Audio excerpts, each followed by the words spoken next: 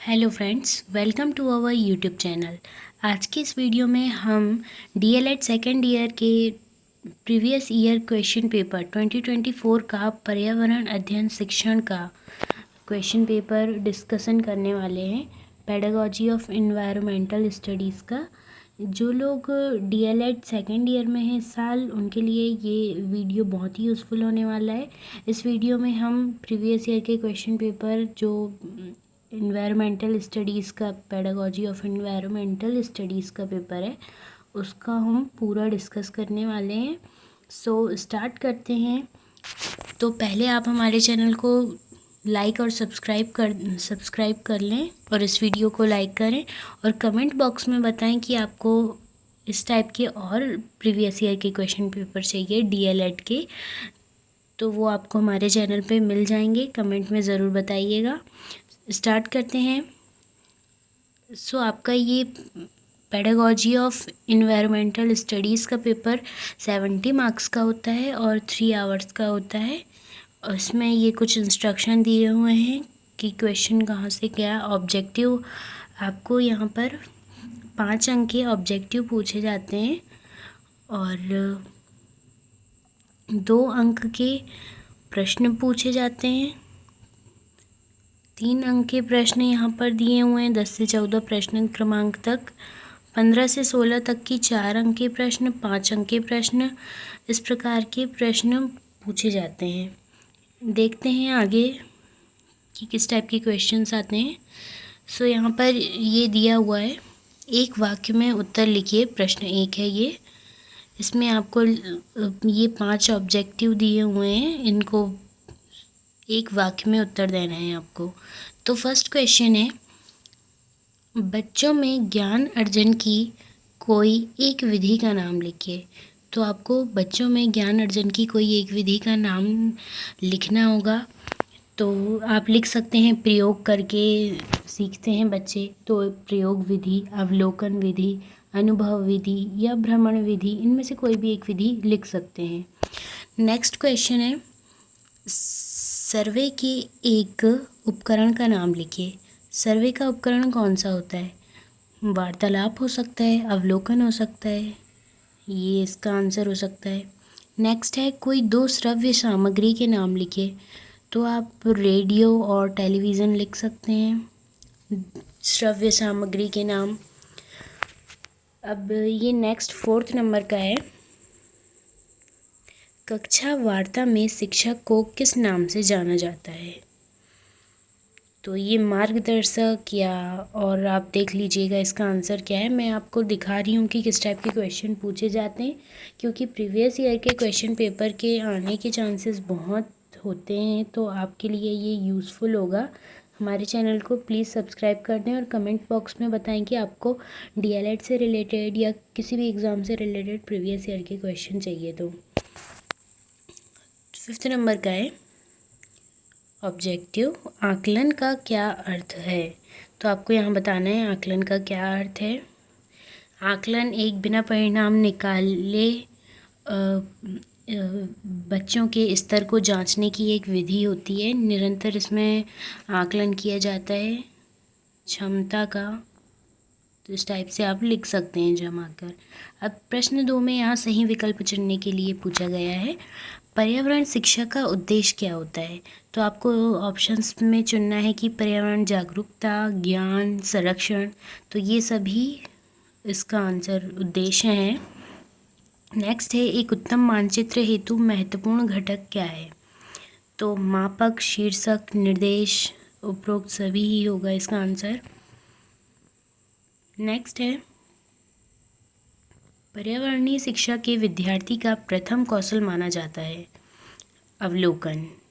अवलोकन इसका correct answer है, क्योंकि विद्यार्थी सबसे पहले पर्यावरण शिक्षा कर रहा है वो ग्रहण, तो अवलोकन ही एक ऐसा प्रथम कौशल है जो एक विद्यार्थी का होता है।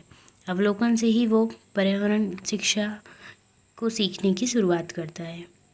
नेक्स्ट है, मनोवैज्ञानिक संदर्भ में पाठ्यपुस्तक तैयार करने का मार्गदर्शक सिद्धांत है।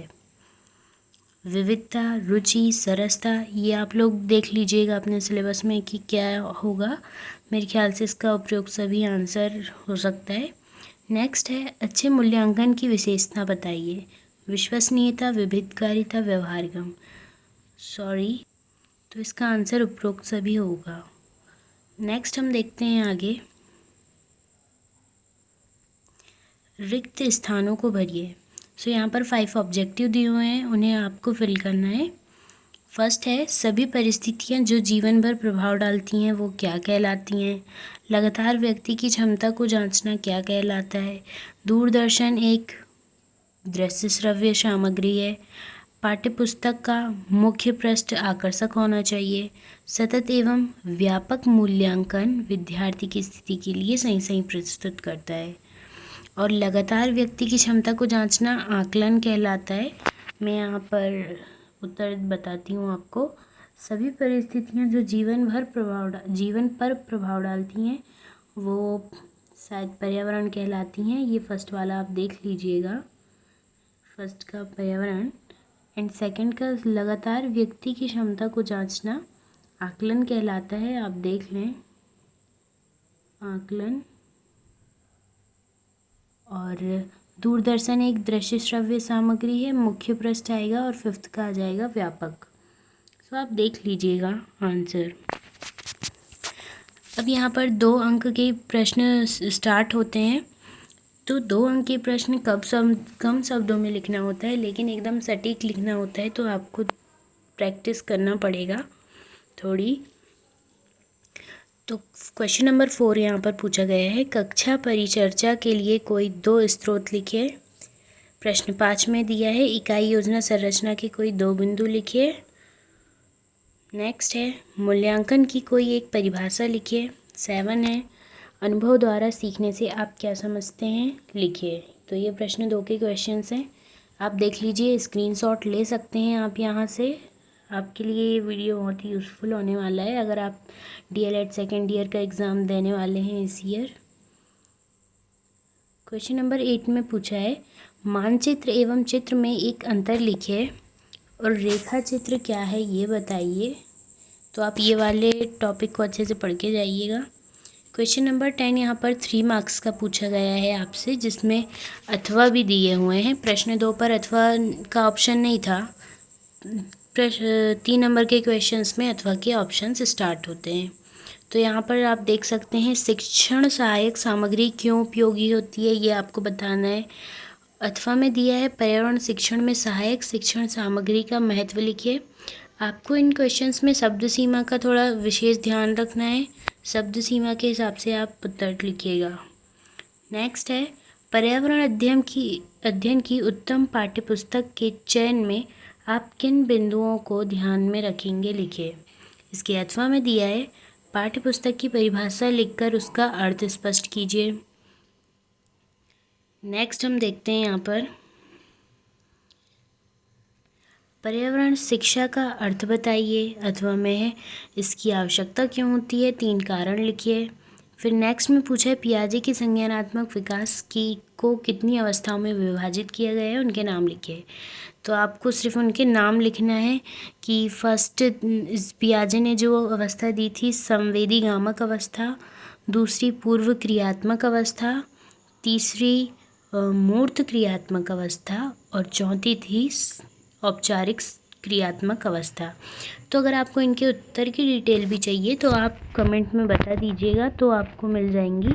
और हमारे टेलीग्राम चैनल भी है, उसमें आप इसमें कमेंट करिएगा तो मैं उसमें प्रोवाइड कर दूँगी, ठीक है।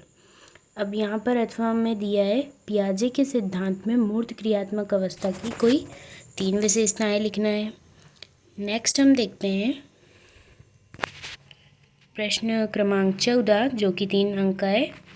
उद्देश्य के आधार पर मानचित्र के कोई 3 प्रकारों के नाम लिखिए।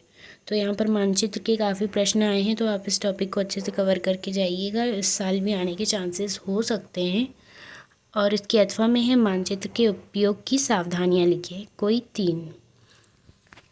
नेक्स्ट क्वेश्चन है पर्यावरण अध्ययन में भ्रमण के उद्देश्य और महत्व को लिखना है, कोई 4। और नेक्स्ट है अथवा में दिया है उसके कि परिचर्चा क्या है, इसकी प्रक्रिया की अवस्थाएं एवं इसके 2 लाभ व 2 सीमाएं लिखिए। तो आपको शब्द सीमा का ध्यान रखना है और आप स्क्रीनशॉट ले सकते हैं क्वेश्चंस का और इन्हें अच्छे से तैयार करके जा सकते हैं। देख सकते हैं आप ये क्वेश्चंस। यहाँ प्रश्न क्रमांक 16 आप देख सकते हैं, भौतिक पर्यावरण के बारे में विद्यार्थी के कोई 2 विचारों को लिखो। अथवा में है जैविक पर्यावरण के बारे में विद्यार्थी के 2 विचारों को लिखो। और अगर आपको इनके उत्तर चाहिए तो वो मिल सकते हैं, आप कमेंट बॉक्स में बता दीजिएगा कि आपको कौन से क्वेश्चंस के आंसर चाहिए। क्वेश्चन नंबर 7 यहाँ पर दिया है, दृश्य श्रव्य शिक्षण सामग्री क्या है, इनके वर्गीकरण को विस्तार पूर्वक लिखिए। अथवा में दिया है उत्तम अधिगम शिक्षण सामग्री की विशेषताएं लिखिए। फिर नेक्स्ट है क्वेश्चन नंबर 18 जो कि आपका यहाँ पर 5 मार्क्स का है। तो आप देख सकते हैं कि यहाँ पर आपसे 2 क्वेश्चन 4 मार्क्स के पूछे गए थे और बाकी के 3 क्वेश्चंस जो हैं वो 5 मार्क्स के हैं। तो इस हिसाब से आप तैयारी करके चले जाइएगा। और अगर आपको कोई भी DLED के कोर्स के कोई भी सब्जेक्ट का ब्लूप्रिंट चाहिए तो वो भी आपको मिल जाएगा, आप कमेंट में बताइएगा। यहाँ पर हम देखते हैं क्वेश्चन नंबर 18, पर्यावरण अध्ययन शिक्षण में सतत एवं व्यापक मूल्यांकन का वर्णन कीजिए। और इसके अथवा में दिया गया है, पर्यावरण अध्ययन में अधिगम के लिए आकलन के महत्व का वर्णन कीजिए।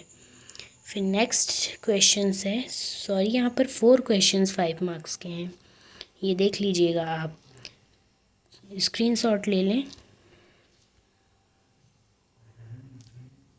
इस टाइप के वीडियोस आप यहाँ पर देख सकते हैं। अगर आपको और भी कोई भी सब्जेक्ट की क्वेश्चन पेपर चाहिए तो कमेंट में ज़रूर बताइएगा और जल्द से जल्द हमारे चैनल को सब्सक्राइब करें, शेयर करें ताकि आपको ऐसी वीडियो मिलती रहें। और न्यू अपडेट्स भी डलते रहते हैं हमारे इस चैनल में, तो वो भी आप उसमें अवेयर रह सकते हैं। तो आप कमेंट बॉक्स में ज़रूर बताइएगा कि आपको कौन से सब्जेक्ट के चाहिए, और अगर आंसर चाहिए, कोई भी नोट्स चाहिए तो भी आप बता दीजिएगा। Thanks for watching. ज़्यादा से ज़्यादा सब्सक्राइब और शेयर करें।